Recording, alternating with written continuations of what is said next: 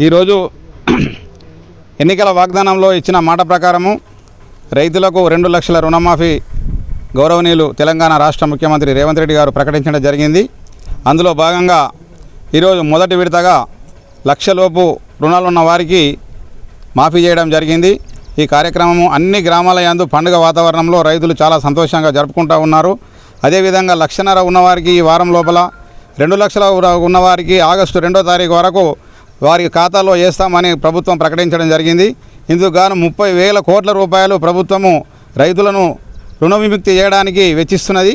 కాబట్టి తెలంగాణ రైతాంగం తరపున, ముఖ్యంగా మా డిచ్పల్లి గ్రామ రైతుల తరపున మరియు అదేవిధంగా మా యొక్క నియోజకవర్గ రైతుల తరపున మా ఎమ్మెల్యే భూపతి రెడ్డి గారికి మరియు ముఖ్యమంత్రి రేవంత్ రెడ్డి గారికి మేము కృతజ్ఞతలు తెలియజేస్తూ ఉన్నాము. రైతులందరూ కూడా ప్రభుత్వానికి రుణపడి ఉంటారని చాలా సంతోషం వ్యక్తం చేస్తున్నారు. ఎందుకంటే గత ప్రభుత్వాలు మాఫీ చేస్తాము, రుణమాఫీ చేస్తామని 10 సంవత్సరాలు గడిపినా కానీ రుణమాఫీ చేయలేదు. వడ్డీకి వడ్డీలు అయిపోయినాయి. బ్యాంకులకు అయితే వాళ్ళు మళ్ళీ రెన్యువల్ చేయమని తిప్పలు పెట్టిన సందర్భాలు ఎన్నో ఉన్నాయి. దాని ప్రకారం రైతులకు ఇబ్బంది కావద్దని చెప్పేసి ముఖ్యమంత్రి గారు ఒకటే మాట చెప్పడం జరిగింది.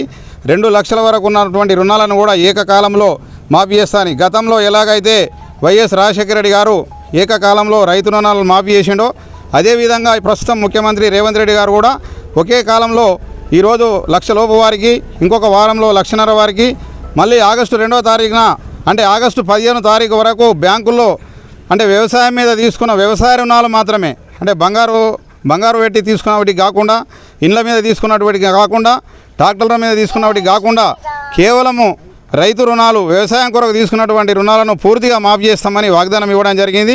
అందులో భాగంగా నేడు వాగ్దానం కూడా నెరవేరుస్తున్నారు. ఈరోజు సాయంత్రం 3 గంటలకు మెంట్రాస్పల్లి రైతు వేదిక వద్ద ఇటు సంబరాలు ప్రారంభించబడతాయి. 4 గంటలకు ప్రతి రైతుకు ఏదైతే లిస్టులో పేరు వచ్చిందో ఆ రైతుల ఖాతాలో డబ్బులు జమ చేయబడతాయి. దీని తరపున నేను రైతులందరి తరపున, మా నియోజకవర్గం తరపున, తెలంగాణ రాష్ట్ర రైతాంగం తరపున కూడా ముఖ్యమంత్రి గారికి కృతజ్ఞతలు తెలియజేస్తున్నాం. జై శ్రీరామ్.